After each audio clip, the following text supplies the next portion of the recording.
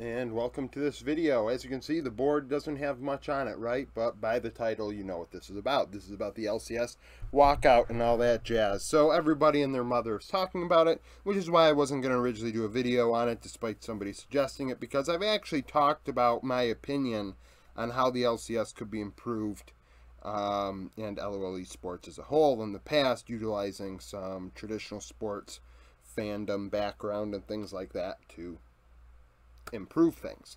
From a financial standpoint, at least throwing things out there that I have noticed over my time as a fan of multiple traditional sports. The NHL being, I think, very apt because the National Hockey League in North America is the fourth largest of the four major sport leagues. Sometimes it could even be considered in some markets to be the even less than that, you know, like viewership wise and things like that. So the money isn't always there for everybody. Like, there are really good teams, like in Canada, for example. Like, you could even say the Toronto Maple Leafs. Okay, Toronto sucks in the playoffs, but they make a ton of money because in Canada everybody watches hockey. That is, you know, their sport, as well as lacrosse, but that's another thing. But then you look at the Arizona Coyotes in Phoenix, Arizona, where they're in a 5,000 seat arena right now because nobody, like, Arizona does not want them, really. They're like, you know, you are not making us any money.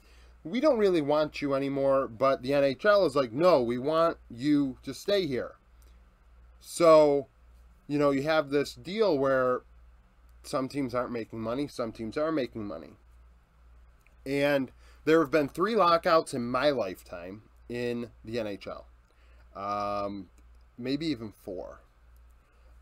Very often, the CBA, the union, and the teams will have issues.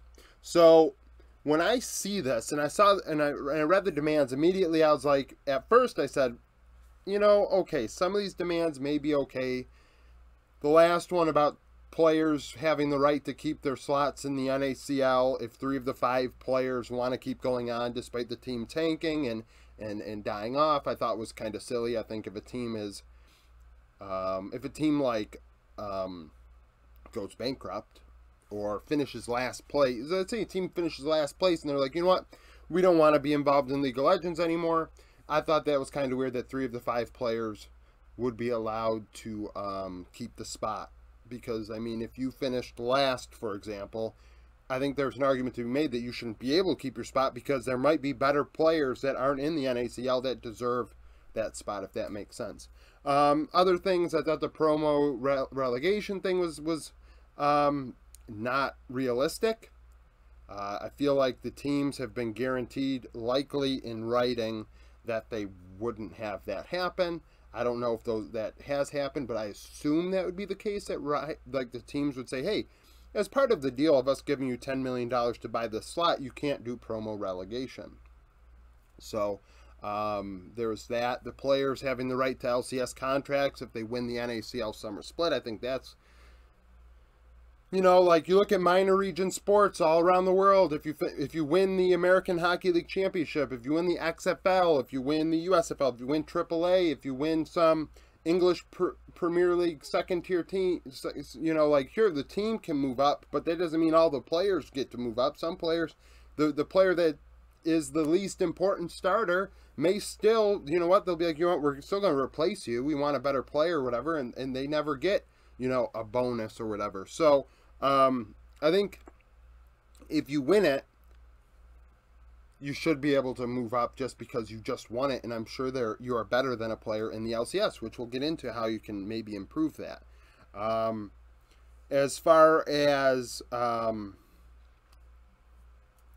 allowing other ways to make money, I think that's fine. $300,000 for every team. I think where you're going to pull that money from is my response. From my perspective, I don't watch Academy at all. And I watch more League of Legends than I would say 95% of the people that watch League of Legends, because I watch every game of the 4 major regions, right? So I don't have time for Academy. Academy is way down on the list. And I doubt viewership is that good, right? So you want them to throw money at something that's already losing them money. Like, throw more money at it. That sounds like a terrible idea. Throw more money at it has never worked ever, right? And this is the case for, maybe you need to figure out ways to make people want to watch it, right? This goes back to the LCS sucks, so nobody wants to watch it, so the viewership is down. They've got all these imports. There's no NA talent. There's no narratives. There's no this. There's no that. In the end, like anything else in the history of all time, if there's no money for it, if nobody wants to watch it, it will not thrive. This is not a charity, right? Just because I'm good at making paper airplanes doesn't mean that I have the right to get paid if I'm the best person at making paper airplanes. Like, that's not how it works. Like, just because you're the best at something does not mean you have the right to make money doing it, because some people might not care that you, like, if people don't care, there's no money there in the end, right? So, it's a tough thing. Like, I think that, honestly, Riot has, by them comparing it to EU, right, and saying, well, EU doesn't have academy teams, and it's true. And I don't know if Riot, like, throws money at ERL teams to, like, keep them afloat. I don't want to think so. I think the ERL teams some get swapped out all the time. You see it on Leaguepedia. This team is replaced by this team and this and that. And I think viewership is better. I'd be safe to say ERLs get better viewership than Academy, because regional stuff it's regional pride, right? That's kind of the deal. And in the U.S., in North America, I won't speak for Canada, but in the U.S., national pride is a big deal, if that wasn't obvious to some people. But regional pride outside of college, it's not like there's no New York State's team versus, I don't know, Iowa's team. That's not a thing, right? Like, we have our sports leagues, but in terms of, like, it's not like France versus Spain, right? It's not the same. And viewership obviously isn't the same. But if you had it in college, I think you'd be able to swing it. I think college sports, obviously, you see it in football. Even basketball in March Madness, it gets tons of viewership, right? People support their colleges they went to. They support their local universities, things like that. So, theoretically, I think you could probably pull it if esports got big enough. But the fact of the matter is they aren't. So, how do you... I may be skipping some of that stuff. The demands, I should have written them down, but I thought I could remember all 5. I think I might have touched on all 5. Promos, relegation, stipends, players guaranteed contracts, 300, the finding other ways to make money, I think is fine, and then 3 of 5 players. I think that's all 5. So, the way I look at it, and the way I look at traditional sports and think about this whole deal, so, when traditional sports go into lockout, like the NHL, it's always about percentages. And what's happened here is, because there is no salary cap, excuse me, and I said this last time, a salary cap I think is great. I think it's great. It requires all teams to keep parity. Fan bases will stick around because, like, it's parity. Eventually your team will probably get good because it's a money thing, right? So you'd like to think so. Some teams just are inept, but there is none, right? So teams can spend all the money they want, whatever sponsors are giving them, whatever Riot's giving them. They just spend that money on getting imports or getting whoever, and then they don't have money left over for Academy, so they're throwing pennies at Academy and things like that. And, you got X player making a ton of money, and people are like, well, you can't blame them for signing the contract. No, you can't, right? You sign the dotted line when it comes up for you.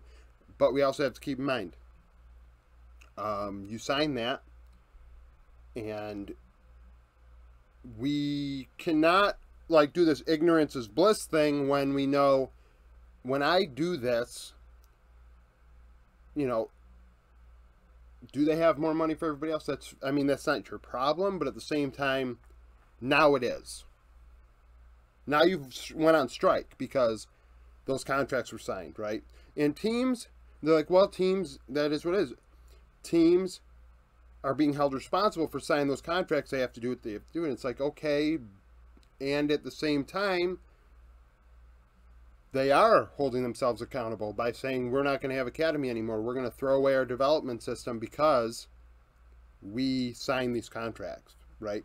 And that, I think, has caused it to need to be completely overhauled. I think this is a disaster. Because of these contracts, it's a disaster. And people want more NA talent. They think imports are killing it. There are rumors that they might have wanted to increase the import rule. There's a way to avoid that. So, at least, you know, there's a way to make it not as financially burdensome on the teams to do that, which should trickle down and help academy if you do a salary cap. So, let's look at this for a second. Let's say, I used purple already. So let's say, hopefully it's been, yeah, it is. Okay. So we've got money here, right? We have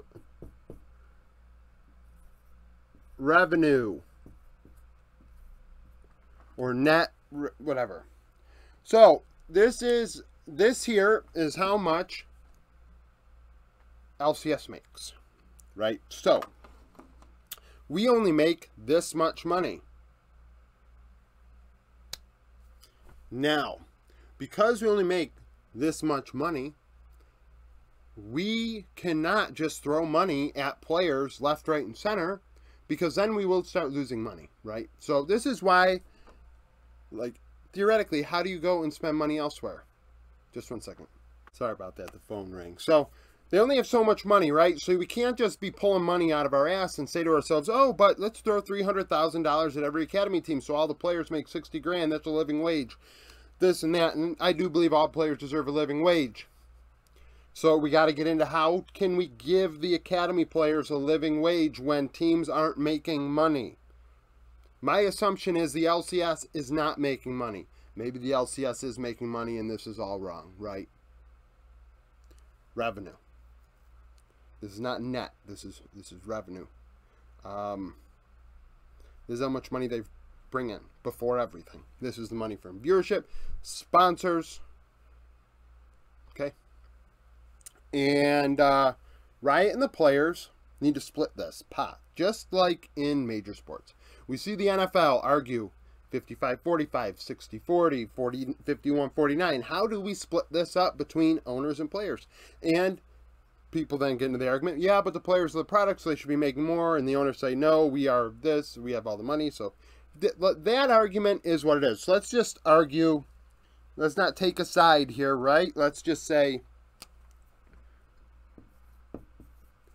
let's go with 50-50, right? Let's split it 50-50 for the sake of this, right?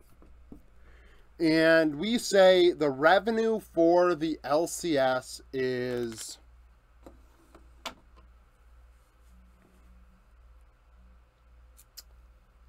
I don't know.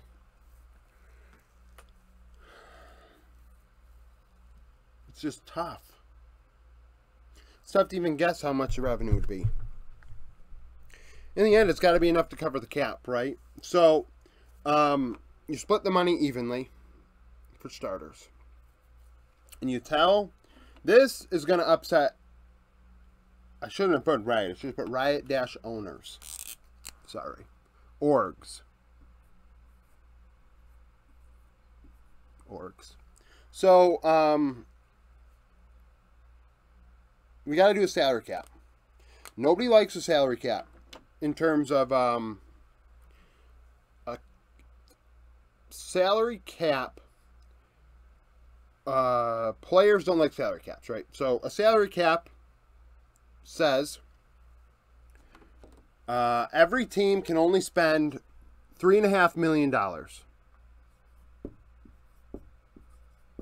Okay? let's say $3.5 million across your entire LCS roster. That's an average of $700,000 a player. Let's also keep in mind the fact that I wouldn't be shocked if academy players are asking for more money than like ERL players make, and it's certainly a shit ton more than the LDL makes. We saw rumors of what the LDL contracts are, and it is pennies compared to what the academy players are wanting. So keep that in mind when this whole import stuff comes out. Like, you are literally you are asking for more money when you're not as good. That is a whole nother thing too. And I'm not saying they should be paid pennies. The LDL contract should be much higher as well. But this is what you're dealing with. Like, this is what you're dealing with. The competition is, you need to either be better to want that money, or you need to want less money. So $3.5 million for the LCS team. So theoretically, this might save teams money, right? Maybe you look at a TL roster that may have cost $5 million or something, or $7 million. All of a sudden, if $3.5 million is the most a team can spend, owners are happy because they can save some money. Especially the cheaper owners, because they can save some money. They can keep it close. Now, sorry, I need to keep this. Now, say the lower end is 1.5. Right? So that's the floor. Owners don't love a floor. Players don't love a floor, because that means no matter what, if you're Dignitas or TSM and you want to spend $100,000 on a player, that won't fly. You need to average out $300,000 a player, right? So 1.5 has to happen. Players don't like that because now they're like, shit, we're not making any money. But if you do this, all of a sudden, is there money free? You can use this as a negotiating tactic to maybe ask for, like, I don't know, academy. Trade for NACL to stay around. You need to, the thing is, like, this whole demand bullshit that forced the walkout, and I see yesterday LCS's response, and people are like, wow, look, the LCS is, the Riot is threatening the LCS players. They're threatening them and trying to strong arm them and take away their chance to go to Worlds and this and this and this. I'm sorry, but the reality is, when you make a demand and then they followed through on it, good for them, followed through on it, you have made a threat by making a demand. I'm going to walk out if you don't do this. Riot have now made a demand and going to say, we're going to pull the plug on the split if you don't do this. So it's equal. Both have made threats. One has followed through on it, actually, and the other has not, because they gave 2-week timetable, right? So for this whole, like, one's threatening, the other isn't, no. They've both made their threats, right? That's very hostile. And the thing is, I mean, today we saw that they're going to start talking, and that's a good thing. Talking is important. I do think that the whoever they have, this Philip person? I don't know anything about them, outside of the fact that somebody said in the Discord that they don't have a background in this sort of stuff. That's a problem. Maybe that's why this demand that went out at first really doesn't feel great. And people in the Discord say, and people say, but it gets people to the table. And it's like, it didn't really get people to the table. LCS responded. And they said, we aren't going to the table. So I don't think it worked. Now, after the LCS response, all of a sudden the players want to talk to them. So I think, really, in all honesty, the LCS's response is what got the players to the table, not the players' demands getting Riot to the table. Because frankly, and Riot wants the LCS to live on. and they're not making money doing the LCS right now. So all you're doing is saving them money. Now, I think if you trade a cap, you could trade a cap for NACL to stay alive, because this could save teams some money. And trade for NACL, guarantee 60K contracts.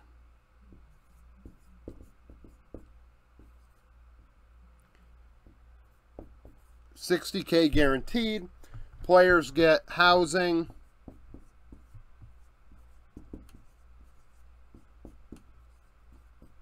Now, the housing included. Now, the issue is, too, with the NACL is that we have extra orgs, right? And you can't expect Riot to pay for some random Joe Blow's team's contracts. I don't think that makes, that is wild. I don't know why I just stuttered a bit there. I never really stuttered. It's wild to me that someone would think that. Like, if I built a team today with 5 random people from my Discord, and for some reason we won a qualifier to get in the NACL, I do not think that I have the right to somebody giving me money to pay for my players' contracts. Like, if I want to make a team, if I want to own a team, if I want to create a team, if I want to participate, I need the funds to do that myself. You should not expect somebody else to pay your contracts. But we also keep in mind, revenue sharing is a thing. We're sharing between the teams, right? Not everybody is on their own. You know, TL's making their money, Dignitas is making theirs. Right. This team, nobody wants to watch. This team, some people want to watch. This team sells jerseys. This team doesn't. So this is how... No, everybody shares that equally amongst the teams. To keep everybody afloat, to keep the parity, to keep this a thing, keep this a thing. But when you add in teams that aren't part of that, it's tough, because like there's no promos, relegations, and in the real world there isn't. And I look at minor league teams, the NHL, Buffalo Sabres, Rochester Americans are the minor league team. They are on their own. Now, the NHL team pays some of those contracts, but not all of them. Some of them are AHL only contracts, which means the equivalent is you are making AHL money versus NHL money. And NHL money is two-tiered. They make an NHL rate and an AHL rate, depending on where they're playing. And if you're an AHL only contract, you're making even less, right?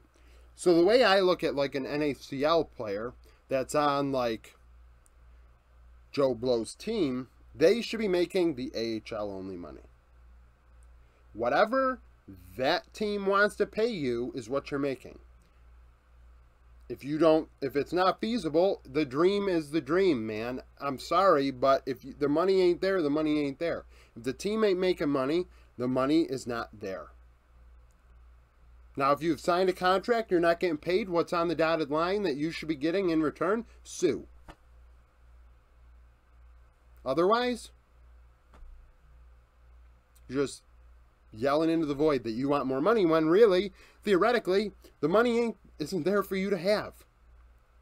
So, that's the kind of weird part, is this whole, like, how you've got extra teams in here that, how do you make sure that they're doing this? You just have to. I guess you have to tell them. And they're not part of this.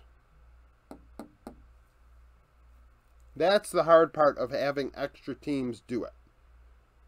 Playing with teams that are part of this. But ERLs have been doing it. Maybe you say to yourself, this is only for LCS. And instead, for, NACL, we say to ourselves, I'm trying to keep this on the board here, NACL. You know, is this on the board? Yeah, it is. So now all of a sudden, we say it's 50-50 between the orgs that are going to be in the NACL and the players in the NACL. The issue is, we say to ourselves, every player at minimum is guaranteed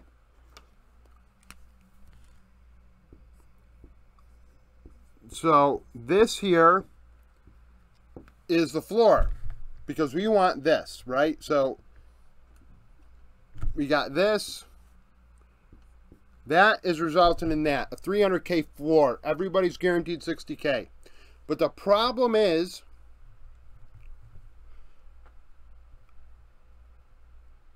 is the NACL making enough money to make that actually feasible? Because this is the only way to actually keep the NACL teams to pay their players. Like, you can't tell, it's just, you can't tell Riot to pay Cincinnati Fear's contracts.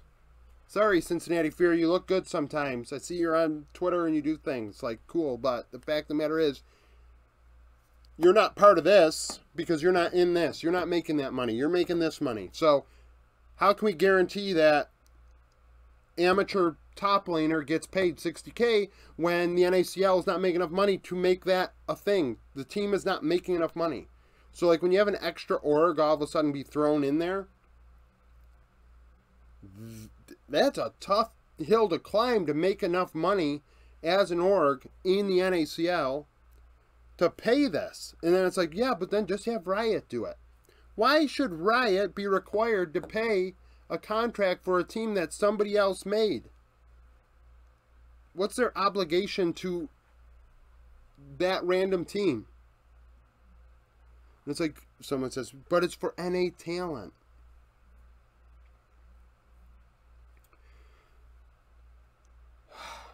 It's for NA talent. Like I just said, in China, there are better players making a lot less. They should be making more. But why, if I'm... TSM's a great example because TSM did it. And it didn't work. But let's just say it did. Or let's just say theoretically they kept doing it. And not going to the LPL instead. You just signed 2 Chinese LDL players that are probably better than the NA players. And they'll take, I mean, I still think you should pay them 60K livable wage. But then there's none of this, right?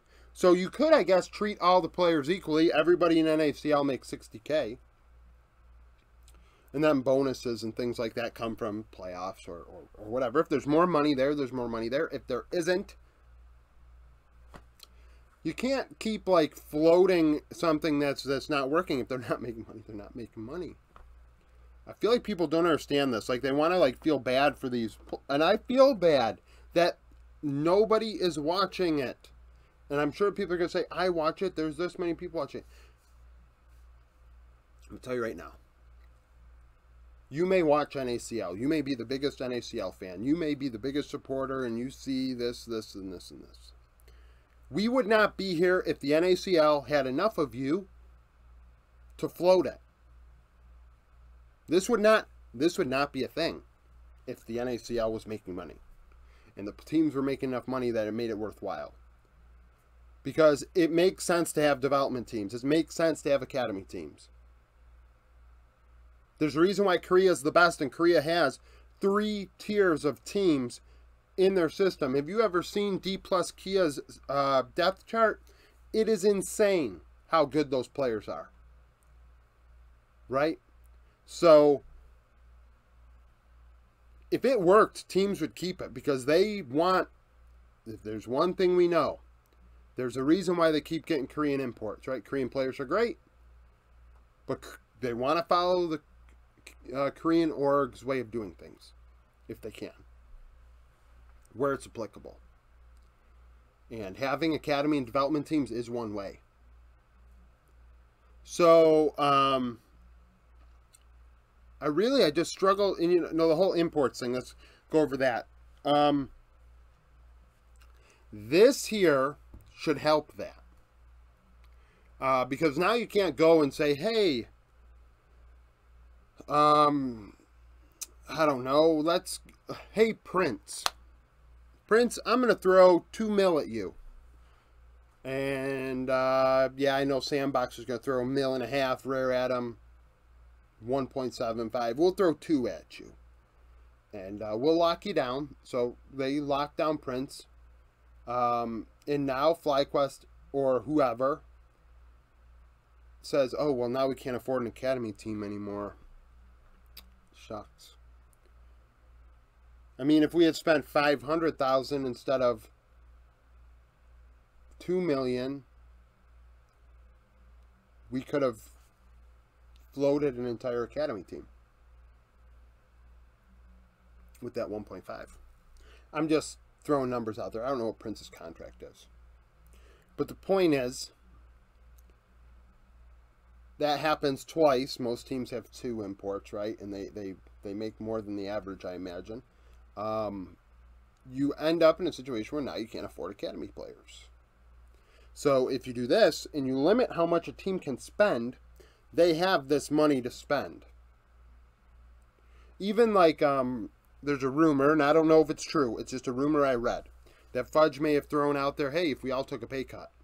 And I don't know if that's true. It might be completely false. It's a Twitter, Reddit rumor, whatever. But theoretically, if the players just accepted, hey, if we did a cap, the contracts all get grandfathered in that are in right now. You sign the dotted line, players and teams have to accept that you sign the dotted line. You're adults.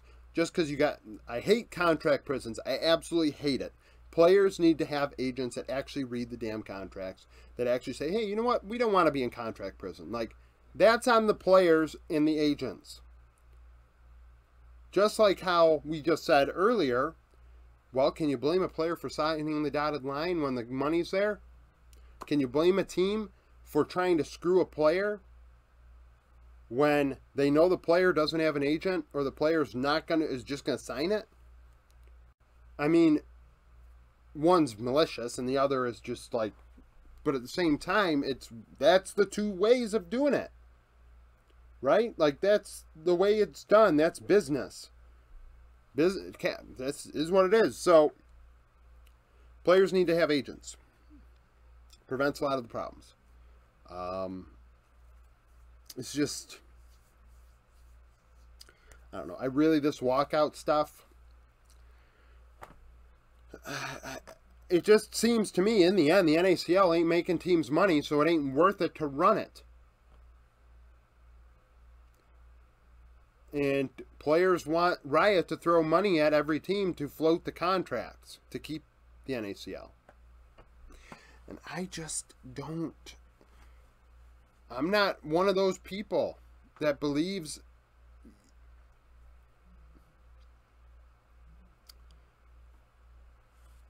if nobody wants to watch it, it dies. The only way to make people want to watch it, I mean, I don't even know. That's a whole nother video and a whole nother thing. I don't think by making it all NA talent or making the LCS all NA talent solves this at all, by the way. Like, I don't think that solves this even remotely. So that's like, that's why the NA talent thing's like, yes, we want better NA players, sure. But like, it's not going to fix the problem, which is nobody wants to watch it. I tell people all the time in the Discord, I am an FPS fan first. I have never made an FPS video on here, right? I'm an FPS fan first. I'm an Optic gaming fan. I became a League fan. I always loved League. And when Optic joined League, I was like, this is it. This is what I mean, great. Optic leaves league, I don't have a fandom anymore. I mention all the time. But FPS is what rules the Western LOL esports scene. You see it even in Brazil. See it in NA. Not as much in EU. Yeah, CS. But we're talking about LCS specifically, North America specifically. Just ain't there. So, that's a sad reality, is that's what it is. I do wonder if, like, Arcane Season 2, and this is weird, a thing here, so, if Arcane Season 2 came out sooner than what it is, I wonder if things might be better. Arcane did very well. Viewership, well, did viewership well? Player base went up a little bit, I think. I mean, if they could have followed that up with a really good Season 2, like a year later or something, so people don't forget it, that, like, weren't League fans before it, watch it, and were like, oh my god, I love League, and then, like, oh, no. I better rewatch Arcane in 3 years before it comes out Season 2, because I forgot what happened. Like, you know, I wonder if that could have helped. I don't see these demands helping. I'll tell you that. I don't think these demands help. Outside of maybe finding other ways to make money. You know, NACL teams another way to make money. Like, what they reference, Golden Guardians, Area of Effect, how they have GG floating them money to run a team that isn't their team, but is their team, right? Which is very reminiscent of the NHL. Or Major League Baseball, where, like, the Toronto Blue Jays have the Buffalo Bisons. They float them money for the contracts. Buffalo Sabres float Rochester Americans for money. You have some of our players, you make some of our players better, and we float you the money to pay them and have a good situation for them. Like, that I see as a good demand. But the way to do that, you got to make this profitable, or at least this profitable as a result of, I mean, if this is profitable and this is a loss, but this is helping this in the end, it's worthwhile. But man, I don't know, I feel like people, you know, they feel the need, they hate, so eat the rich. So they're going to jump on the player bandwagon, and it is what it is. You know, I think there are good aspects to unions, and there's bad aspects to unions. I've benefited from one, and I have arguably probably not benefited from my perspective. So, I think that, you know, this whole, like, scab thing, I joke that scab should play, but in the end, you know, somebody said in the comment section of the, Azale put out a thing, or I think it was Azale put out a thing for the dive saying, hey, if anyone has any questions, we're going to ask so-and-so about them. So he said, who takes responsibility for the players being jobless on such short notice? The players are responsible for that. The players chose to go on strike. The players have jobs. They chose, I don't want to go to work. I don't want, because I don't feel the conditions are appropriate, this and that. And it's like, okay, but you are choosing to be jobless. As long as the strike's going on, you are choosing not to go to work. I'm sure the teams would love you to go back to work. They're not telling you can't come back. So who takes responsibility? The players. They chose to go jobless. They didn't go to the table, at least, let's see. You know, now all of a sudden the players in Riot are at the table, right? They're saying we're going to have daily, maybe even bi-daily meetings or something. And we don't know what the lead up to this was, and I'm sure we'd love to see it, but you're going to see, like, rumors and this and that from, like, the Twitter Pokemon and stuff. But as somebody that has experienced seeing this in traditional sports, There's a lot of BS that gets thrown out there to try and make one side look bad, the other side look bad, this and that. That's what the argument is. Let's see who can make the other one look worse, right? And because, you know, sentiment is, hey, I don't like rich people, or I don't like the big bad company. I don't like that Riot keeps making Zeri Yumi good, so screw them, let the players walk out. Like, you're already in a situation where you're like, I don't know, you're not looking at it from a, I don't know, a neutral viewpoint. I don't know. TLDR, if the money ain't there,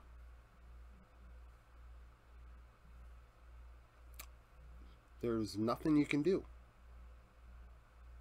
So, you know, that's kind of my take on the whole thing. I think that the way to solve it may be implement a salary cap. Players don't like a salary cap. Owners don't love a salary cap all the time, but in this case, let's go with it because that floor is pretty low. Trade it to keep the NACL alive. You guarantee $60K for each player, $300K a team. Everybody makes the same amount of money in NACL. Everybody. And if the money is making sense from the NACL revenue or LCS revenue. NACL revenue goes to the teams that are you're trying to help the random teams that aren't LCS affiliated. Include housing, because everybody loves to say, yeah, but look at cost of living in Los Angeles. Include the housing for a couple grand a month from the teams to the players. Now, all of a sudden, fans can't complain about the housing. And a lot of these teams have chefs already, so don't DoorDash, eat what the team gives you. If they have a chef. Not that they give you a cup of noodles, no. But if they have a chef, some teams do. I doubt all teams do. That's... If you choose not to eat what's on the plate, then, well, what do you want?